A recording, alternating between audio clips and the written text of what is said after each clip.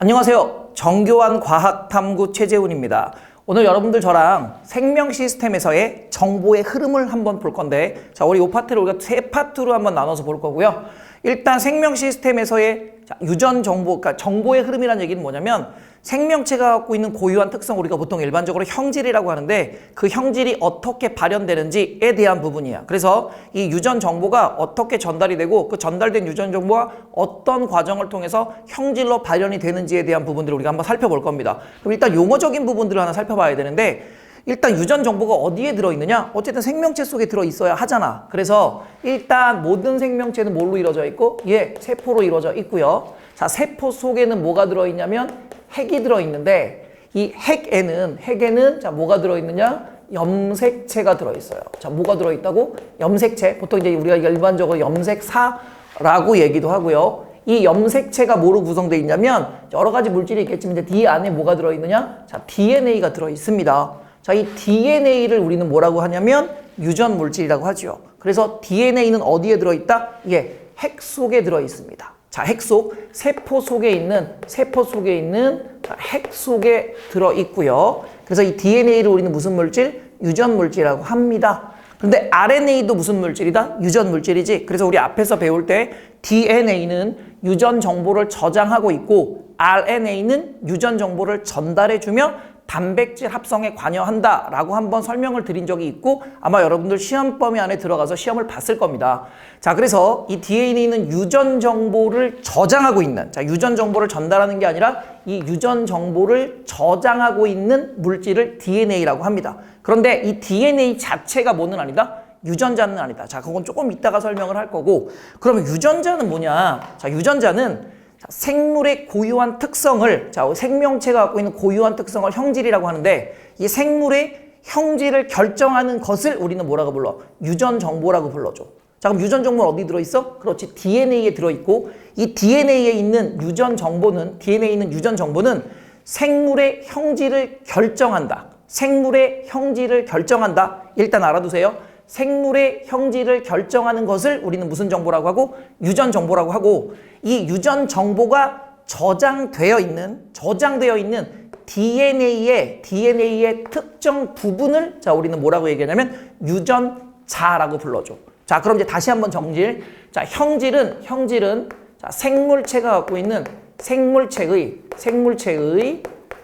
고유한 특성을 우리는 형질이라고 하고, 이 형질을 결정하는 유전 정보는 어디에 들어있다? DNA에 들어있는데, 이 DNA의 특정 부분을, 자, 우리는 뭐라고 불러주는 거야? 유전자라고 하는 거야. 그래서 이 특정 부분이 뭐냐면 우리 앞에서 염기라고 하는 배열을 배웠죠. 그래서 자, 아데닌, 타이민, 사이토신, 구아닌과 같은 뉴클레오타이드를 구성하고 있는 염기의 배열 순서가 무슨 정보를 저장하고 있는? 유전 정보를 저장하고 있는, 자, 뭐라고 불러주는 거야? 유전자라고 불러주는 거야.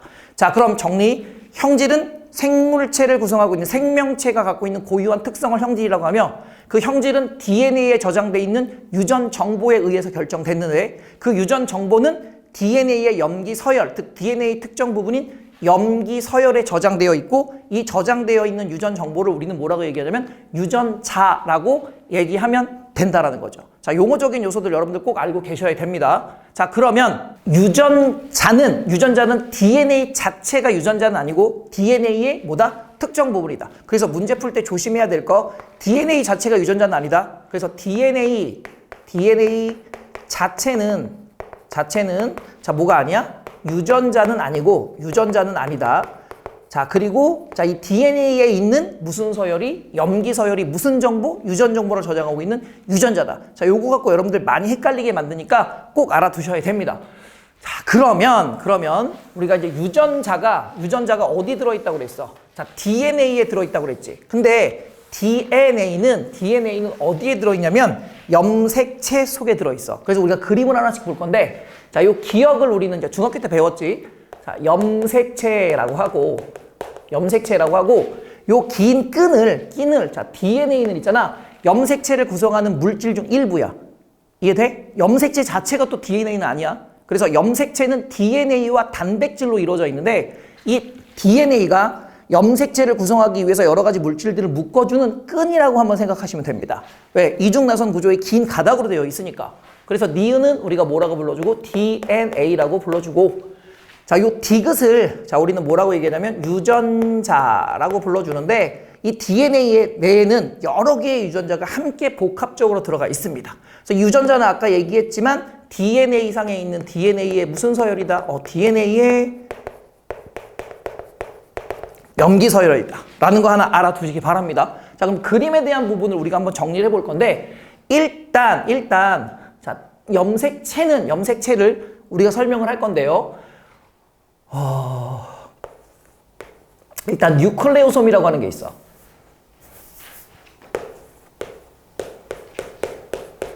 자, 뉴클레오솜이라는 게 있어요. 자, 이 뉴클레오솜은 자, 염색체 또는 염색사를 이루는 단위 정도라고 생각하시면 되고요. 자, 요게 DNA하고 자, 히스톤이라는 이름을 갖고 있는 히스톤 단백질, 굳이 히스톤 단백질까지 모르더라도 자, 이 뉴클레오솜이 DNA와 단백질로 이루어져 있는 단백질로 구성된 작은 꾸러미처럼 생겼어.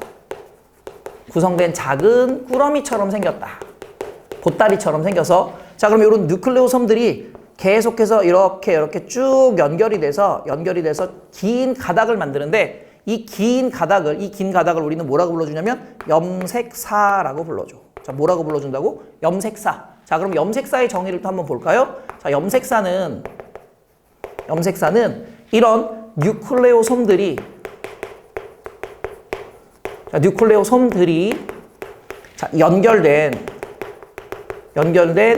긴 가닥을 자, 우리는 염색사라고 하고, 보통 일반적으로 세포의 핵 속에 세포가 분열하기 전까지는 무슨 형태? 염색사의 형태를 띠고 있다가 자, 염색체는 자, 무슨 분열이 일어날 때만 관찰할 수 있냐면 세포 분열이 일어날 때만 관찰할 수 있다. 그래서 세포 분열 시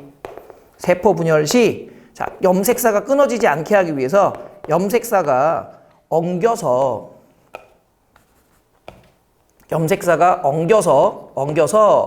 자, 단단하게 굳어진 자, 막대 모양의 물질을 자, 우리는 뭐라고 부른다? 염색체라고 합니다. 그래서 DNA는 염색체 일부야. 자, DNA는 아까도 얘기했지만 DNA는 염색체 속에 들어있기 때문에 자, 염색체의 일부이며 자, 유전자는 이 염색체를 이루고 있는 DNA의 자, 결합 중 자, 염기 서열에 의해서 결정되는 자, 유전 정보가 들어있는 물질을 자, 우리는 유전자라고 합니다. 자, 이해되셨습니까? 그럼 이렇게 해서 이제 우리가 유전자에 의해서 단백질이 어떻게 합성되는지 한번 살펴볼 건데, 그 전에 앞에서 우리 뭘 하나 설명을 해드렸었냐면, 자, 생명체의 형질은 그 생명체가 갖고 있는 고유한 생명의 기능 또는 생명체가 갖고 있는 고유한 특성을 우리는 형질이라고 하는데, 자, 형질은 자, 생명체의 형질은 자, 그 생명체를 구성하고 있는 단백질의 자, 종류에 의해서 결정되며, 자, 이 단백질의 종류는 자, 그 단백질을 구성하고 있는 아미노산의 결합 순서, 자, 이거 뒤에서 다시 한번 설명하겠지만 아미노산의 서열에 의해서 결정되며, 자, 이 아미노산의 서열은 자, 누구에 의해서 결정되냐면 DNA 상에 있는 DNA의 무슨 서열이?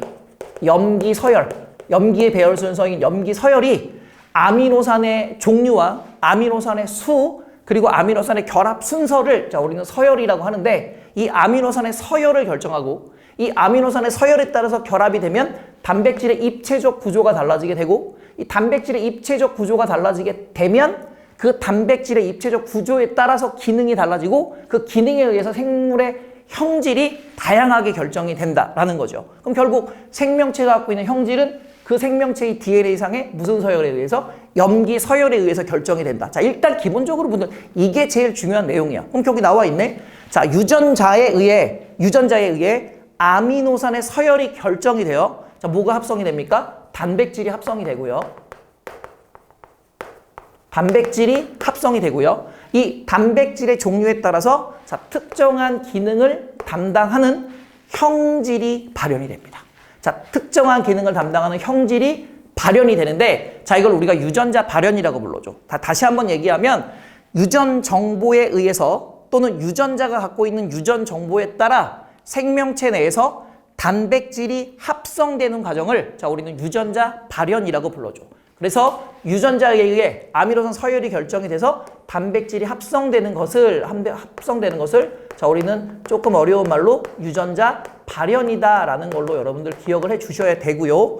자, 그럼 이제 예제를 한번 들어봅시다. 자, 사람은 다양한 똑같은 사람이라도 굉장히 다양한 종류의 특성을 갖고 있죠. 머리카락이 곱슬이네, 머리카락이 생머리네, 피부색이 하얗네, 피부색이 까마네, 키가 크네, 키가 작네. 또는 눈동자가 까만색이네, 눈동자가 갈색이네, 눈동자가 회색이네, 뭐 눈동자가 푸른색 눈동자도 있으니까. 자, 이런 것들이 어쨌든 생명체, 즉 사람이 갖고 있는 유전적 특성, 즉 형질이 되는데, 우리 일단 이렇게 봅시다. 자, 사람의 눈은 갈색 눈동자가 있고, 자, 어떤 일부의 사람들은, 자, 동양 사람들은 거의 없지만 서양 사람 중에는 파란색 눈동자를 갖고 있는, 자, 파란색 유전자, 다 파란색 눈동자를 갖고 있는 사람도 있어. 그럼 이 두 사람의 눈 색깔의 형질이 다르다는 거지. 눈 색깔의 형질이 다르다라는 거야. 그래서 갈색 눈동자를 갖고 있는 사람의 유전자는 이거죠. 유전자 속에 자, 멜라닌 색소라고 하는 자, 멜라닌 색소를 합성할 수 있는 효소가 많이 들어있어. 그러니까 많은 양의 멜라닌 효소를 합성할 수 있다.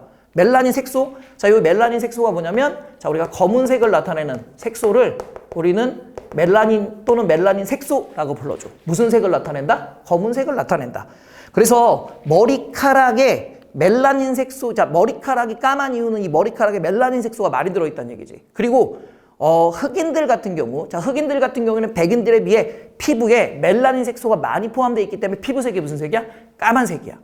이해되셨습니까? 그러면 자, 눈동자에 이 멜라닌 색소를 많이 집어넣을 수 있는 멜라닌 색소 합성 효소가 많은 경우에는 많은 양의 멜라닌이 눈동자 속에 합성이 되기 때문에 자, 눈동자가 검은색 또는 무슨 색 눈동자? 갈색 눈동자를 갖게 되고, 자, 반대로 자, 파란색 눈동자 같은 경우에는 이 파란색 눈동자를 만드는 유전자는 자, 멜라닌 색소를 합성하는 합성 효소를 적게 만들어내는 거야. 즉 멜라닌 색소를 만들어낼 수 있는 효소라는 물질이 있는데 이 효소가 적게 나오면, 많이 나오지 않으면 멜라닌 색소를 많이 만들어내지 못할 거고, 자, 멜라닌 색소가 많이 만들어지지 못하면 눈동자 속에 멜라닌 색소가 적기 때문에 자, 검은색 또는 갈색 눈동자를 가지 못하고 무슨 색 눈동자를 갖게 된다? 아, 파란색 눈동자를 갖게 된다. 아, 결국 눈 색깔을 나타내는 유전자는 자, 멜라닌 색소를 많이 합성할 수 있는 정보를 갖고 있느냐, 멜라닌 색소를 적게 합성할 수 있는 정보를 갖고 있느냐에 따라서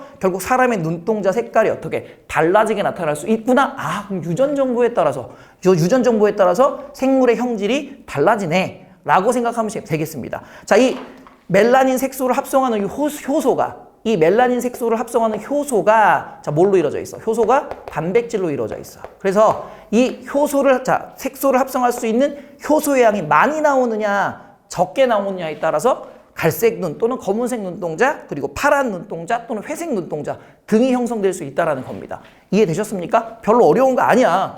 자, 여기 되게 용어들 자체가 어려운 거지 흐름대로 따라가면 그렇게 어렵지 않습니다. 그럼 자, 이런 유전자가 어떤 흐름을 갖고 생명체 내에서 이동을 하는지를 나타내는 걸 자, 우리는 자, 생명 중심 원리라고 하고요. 생명 중심 원리라고 하고요. 자, 이건 세포에서 유전 정보인 유전자가 유전 정보가 DNA에 저장되어 있다가 저장되어 있다가 RNA는 이 유전 정보를 뭐 해줘? 전달을 해주는 거지. 그래서 전달돼서 RNA를 거쳐 자, 리보솜에서 자, 우리 앞에서 리보솜이 어떤 역할을 한다? 단백질을 합성하는 장소, 세포 내에서 리보솜이라고 하는 놈이 있는데 이 리보솜이라는 장소는 단백질을 아미노산을 데리고 와서 아미노산을 펩타이드 결합을 시켜서 단백질을 만들어낸 단백질 공장이라고 생각하시면 돼요. 그래서 리보솜에서 단백질로 합성될 수 있는 단백질 전달 과정을 설명하는 원리를 우리는 생명 중심 원리라고 하고요. 결론은 이렇게 정의할 수 있어. 세포 내에서 자, 유전 정보가 어떻게 이동하는지 유전 정보의 흐름을 설명하는 원리. 흐름을 설명하는 원리를 우리는 생명 중심 원리라고 얘기할 수 있습니다. 자, 그럼 이 과정에 대한 부분을 크게 두 가지, 전사와 번역 두 가지로 볼 건데, 일단 DNA는 무슨 정보를 갖고 있어? 이게 유전 정보를 갖고 있어요. 유전 정보를 갖고 있고, 이 DNA는 세포가 분열할 때마다, 복제라 나와 있지? 자, 이거 크게 중요하진 않지만 세포가 분열할 때 세포 수가 늘어나려면 그 세포 속에 똑같은 유전 정보가 계속해서 전달이 돼야 되기 때문에 유전 물질의 양이 늘어나야 되거든. 그래서 DNA는 세포가 분열할 때마다 복제가 돼서, 자, 이렇게 유전 정보가 복제된 의미, 자, 이런 보통 우리가 자가 복제라고 하긴 하는데, 자, 이 복제는 무슨 분열할 때? 세포 분열할 때 보통 나타나고, 자, 이 DNA가 갖고 있는 유전 정보가 RNA로, 자, DNA가 갖고 있는 유전 정보가 RNA로, 자, 유전 정보가 전달되는 과정. RNA로 전달되는 과정, 베껴진다고 얘기하지. 그래서 전사라고 불러주고요. 자, 그 다음 이 RNA로부터 DNA 유전 정보가 RNA로 전달이 됐을 때 이 RNA가 단백질, 즉 리보솜에서 단백질이 합성되도록, 자, 단백질이 합성되도록 그 유전 정보가 읽히는 과정이라고 생각하면 돼.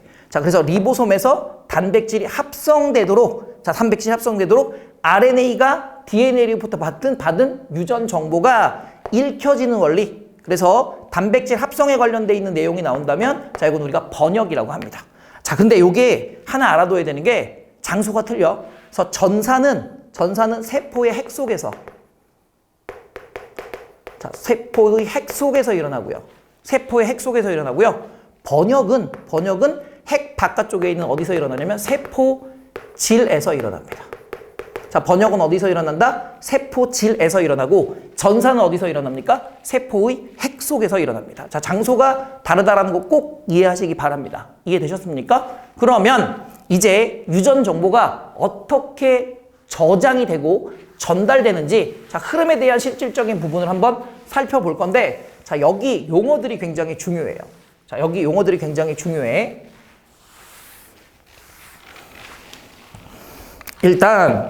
일단 유전 정보의 저장과 유전 부호, 자, 이런 용어적인 요소들이 나왔는데, 일단 얘들아, DNA는, 자, 폴리뉴클레오타이드가 이중 나선 구조를 갖고 있고, 그 이중 나선 구조 바깥쪽은 당과 인의 공유 결합으로 이루어져 있지만 DNA의 안쪽은 염기들끼리 서로 무슨 결합을 하고 있고? 수소 결합을 하고 있고, 자, 이 염기들이 무슨 결합을 하고 있냐면 수소 결합 중에서도 상보적 결합이라고 해서 아데닌은 타이민과 그리고 사이토신은 구아닌과만, 자, 수소 결합을 할 수 있기 때문에 서로 대칭이 되는 뭐가 있어? 그치? 염기들이 존재하잖아. 자, 이런 염기들이 배열되어 있는 순서를 염기 서열이라고 하는데, 염기들이 DNA 내에서 염기들이 배열되어 있는 염기들의 배열 순서를, 자, 우리는 염기 서열이라고 하는데, 일단 염기는 아데닌, 그지? 타이민, 사이토신, 구아닌, 자, 이렇게 네 종류의 염기, DNA는 아데닌, 타이민, 사이토신, 구아닌, 자, 이 네 종류의 염기로 되어 있는데, 이 네 종류의 염기가 반드시 아데닌, 타이민, 사이토신, 구아닌 이런 식으로 배열되어 있는 게 아니라 지 멋대로 배열되어 있거든. 물론 생명체에 따라 달라지긴 하겠지만 생명체마다 이런 염기 서열이, 자, 비슷할 수도 있지만 많이 다를 수도 있거든. 그래서 염기 서열에 따라서 유전 정보가 결정된다고 그랬잖아.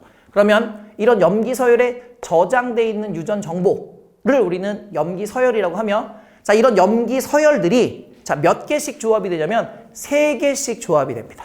자, 몇 개씩 조합? 3개씩 조합이기 때문에, 자, 우리는 이걸 삼염기 조합이라고 불러줘. 몇 염기 조합? 삼염기 조합. 자, 4종류의 염기가 3개씩 묶여서, 자, 3개씩 묶여서 조합이 된다. 그럼 ATC, AAT, AAC, ATG 이런 식으로 몇 개씩 조합이 된다? 3개씩 조합이 된다. 그래서 DNA에서, 자, 이 삼염기 조합은 DNA에서 아미노산 몇 개? 1개를 지정해. 자, 아미노산 몇 개를 지정한다? 1개를 지정한다. 자, 그 전에 우리 자, 이거 사람으로 이렇게 합시다. 사람은, 자, 단백질로 이루어져 있는, 사람이 형성할 수 있는 단백질이 있는데, 이 사람의 아미노산은 사람이 가질 수 있는 아미노산의 종류는 몇 가지? 일단 20가지. 20가지. 이름을 여러분들 굳이 다 알 필요는 없어. 자, 사람이 가질 수 있는 사람의 아미노산의 종류는 몇 가지? 20가지.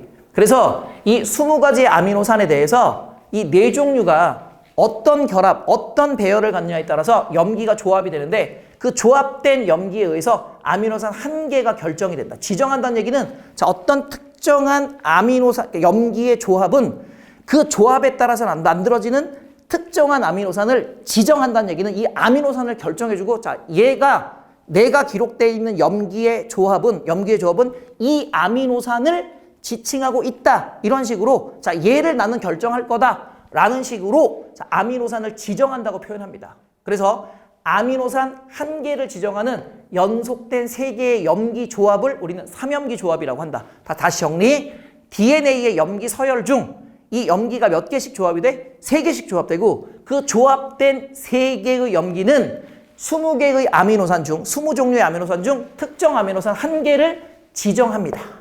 라고 생각하시면 되고요. 자, 이렇게 삼염기 조합을 조금 어려운 말로 자, 3개의 조합이다. 그래서 트리플 렛 코드라고 불러주며 자, 코드라고 하는 것은 이런 유전 정보들이 자, 뭐 돼 있다? 암호화되어 있다라고 해서 그냥 코드라고 불러주며 자, 트리플 렛 코드라고 해도 되고 그냥 삼염기 조합이라고 해도 됩니다. 이해되셨나요? 자, 그래서 어쨌든 DNA상의 3개의 염기 조합은 우리 사람의 아미노산 20종류 중 특정 아미노산 한 개를 지정하고 있는 연속된 3개의 염기 조합을 자, 우리 삼염기 조합 또는 트리플렛 코드라고 불러준다. 그럼 여기 코돈이 뭐냐면 자, 일반적인 삼염기 조합은 DNA의 삼염기야. DNA의 염기 3개야. 그런데 코돈은 뒤에 가서 우리가 다시 한번 정리하겠지만 RNA도 염기를 갖고 있거든. 그래서 RNA에서 아미노산 한 개를 지정하는 RNA에서도 아미노산 한 개를 지정하네. 그래서 RNA에서 아미노산 한 개를 지정하는 연속된 3개의 염기 조합을 자, 이것도 마찬가지 코돈이라고 합니다. 그리고 이렇게 코돈은 자, 삼염기 조합은 DNA, 코돈은 어디? RNA. 그래서 DNA에 있는 염기의 배열 순서를 RNA가 받아와서 RNA에 기록이 되는데 이 기록된 3개의 염기 순서를 우리는 뭐라고 생각하면 돼? 코돈이라고 생각하면 되고 보통 이렇게 되면 M 자, 이건 학교에서 가르쳐주는 학교도 있고 안 가르쳐주는 학교도 있어요. 자, 이게 무비라고 해서 자, 옮겨준다라는 얘기입니다. 그래서 mRNA라고 표현을 하는데 자, 코돈은 이 mRNA에 있는 연속된 3개의 염기 조합을 자, 우리는 코돈이라고 불러줘. 코돈? 그래서 이 코돈에 있는 삼염기 조합도 자, 뭐를 지정할 수 있어? 아미노산 한 개를 지정할 수 있다. 자, 그럼 있잖아. DNA에 있는 연속된 염기의 배열 순서가 자, RNA로 전달이 되고요. 그 전달된 RNA의 자, 3개의 연속된 염기 조합을 우리는 뭐라고 불러주는 거야? 아미노산 한 개를 지정하게 되는데 이걸 뭐라고 불러주는 거냐면 코돈이라고 불러주는 거야. 되게 복잡한 것 같지만 별거 없어요. 자, 그럼 이거 한번 봅시다. 자, 일단 DNA에 있는 염기 서열 중 타이민, 아데닌, 사이토신 이 3개의 삼염기 조합이 나타났어. 자, 이 삼염기 조합은 DNA에 있다고 그랬지. 그런데 이 DNA에 있는 염기 배열 순서를 자, RNA에 있는 염기가 똑같이 상보적 결합을 할 수 있도록 합성이 되고 이 합성된 염기들이 1차적으로 그러니까 일단 DNA에 있는 염기들과 한 번 상보적 결합을 해. 그러면 타이민에 대해서 아까 상보적 결합을 할 수 있는 게 아데닌이라고 불렀고 자, 그 다음에 아데닌 같은 경우에는 보통은 DNA에 타이민이 있잖아. 근데 RNA에는 타이민이 없고 뭐가 있다? 그렇지. 유라실이라고 하는 U라는 기호로 표시되는 유라실이 있지. 그러니까 아데닌에 대해서 여기 타이민이라고 쓰면 된다? 안 된다? 안 된다. 자, 그럼 여기에는 유라실이 배정이 될 거고 그럼 여기가 사이토시니까 이거에 대해서 상보적 결합할 수 있는 염기가 그렇지. 구안이 되겠지? 그럼 구안이 이렇게 되겠네. 그러면 요 DNA에 있는 염기 서열을 자, RNA의 염기 서열로 그대로 베껴가는 거죠. 베낀다. 그래서 이걸 우리는 뭐라고 부르는 거야? 전사라고 부르는 거야. 그러면 DNA에 있는 염기 서열 순서를 RNA에 있는 염기 서열 순서로 상보적 결합을 통해서 옮기게 하는 것을 자, 우리는 뭐라고 불러줘? 전사라고 불러줘. 그럼 이게 유전 정보가 전달되는 과정이구나 라고 생각하시면 되고요. 자, DNA에 있는 유전 정보가 RNA로 자, 핵 속에서 전달되는 과정을 우리는 뭐라고 부른다? 전사라고 한다.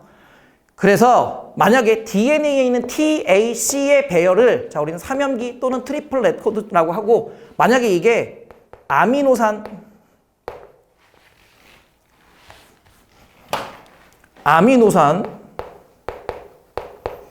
1을 지정한다. 아미노산 이름 일일이 다 외울 필요는 없어. 자, 아미노산 1을 지정했다라고 한다면 이 DNA에 있는 A, C, G의 염기 조합을 우리는 뭐라고 하고? 코돈이라고 하고, 이 부분을 우리는 mRNA라고 합니다.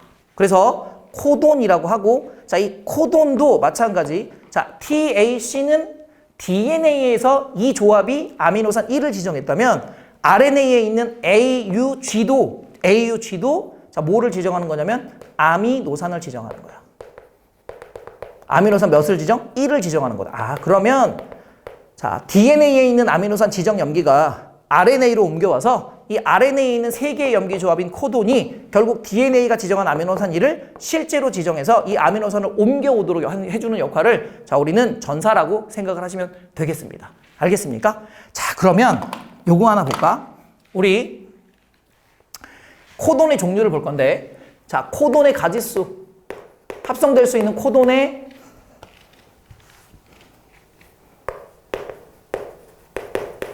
종류 또는 코돈의 가지수. 자, 잘 생각해봐. 일단 염기는 몇 종류? 그렇지. 4종류의 염기가 경우의 수를 생각하는 거야. 4종류의 염기가 자, 몇 개씩 조합? 3개씩 조합이 될 테니. 자, 4종류의 염기가 3개씩 조합이 될 테니, 자, 4가지에 대해서 경우의 수가 3승가지가 나오는 거지. 아, 그래서 이렇게 염기의 종류에 자, 조합되는 숫자를 지수로 붙이면 자, 요 코돈의 종류가 몇 가지? 64가지가 나와. 64가지. 아, 그러면 이 코돈의 종류, 코돈은 아미노산을 지정할 수 있는 뭐라고 그랬어? 지정 코드라고 생각하면 되는데, 코드는 64가지인데 아미노산은 몇 가지? 20가지니까 자, 아미노산의 종류보다 그 아미노산을 지정할 수 있는 코드, 즉 지정체가 64가지가 더 많지. 그래서 자, 이 코돈에 의해서 모든 아미노산이 지정되며 자, 모든 아미노산이 지정할 수 있으며, 자, 하나의 아미노산을, 왜냐면 코드가 여러 개니까 하나의 아미노산을 자, 여러 개의 코돈이